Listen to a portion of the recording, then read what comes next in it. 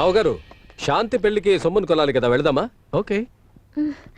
నాకు తల నొప్పిగా ఉందన్నయ్య, నేను రాలేదు. ఓకే మా, ఓకే ఓకే. బావగారు ఇంకా చాలా అరేంజ్మెంట్స్ ఉన్నాయి. బాయ్.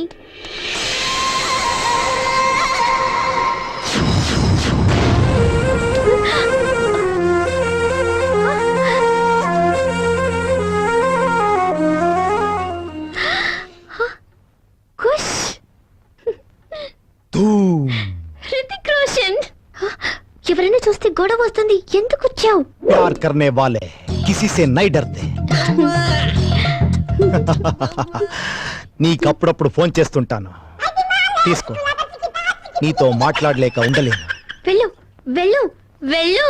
జయం జయం మనదే. బాయ్. బాయ్.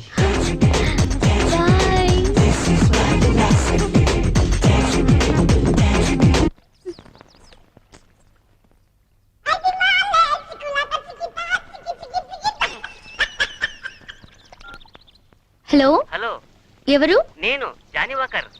జానీ వాకరా? అవును, నేను సమరసింహారెడ్డి గారి ఫ్రెండ్. ఆయన ఉన్నారా? సమరసింహారెడ్డి గారా?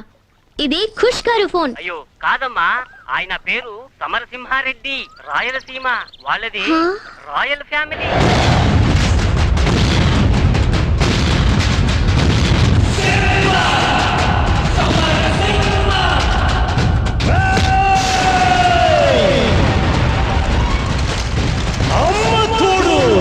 ఆయన కలియుగంలో పుట్టిన మహాపురుషుడు.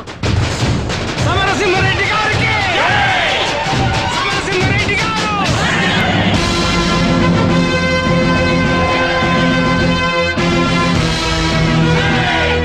అంత పెద్ద మనిషి ఆయన.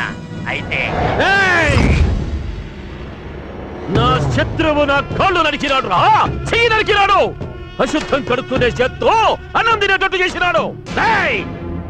ఆ సమరసింహారెడ్డిని చంపి వాణ్ణి ముక్కలు ముక్కలుగా నరికి నా కాళ్ళ దగ్గర పడేసిన వద్దు చూపించడు మీ ముఖాలు నాకు. ఒంటరిగా నిలిచిన ఒక్క మగాడు.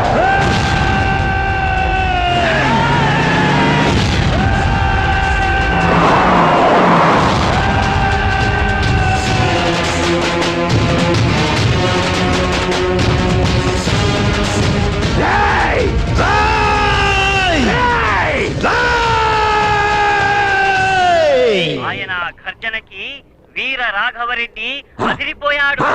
అరవద్దు, అరిస్తే అమ్మ తోడు అడ్డంగా నరకేస్తా.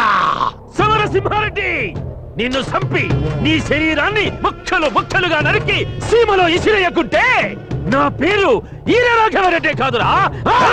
నీ అమ్మ నిన్ను నిజంగా రాయలసీమ గడ్డ పైన కనుంటే, నీ అమ్మ పాలు నీ తాగుంటే, నీ అబ్బ నీకు మొలతాడు కట్టుంటే, నీ మూతి మీదున్నది మొలచిన మిసమే అయితే రా రా, నన్ను చంపు రారా రా.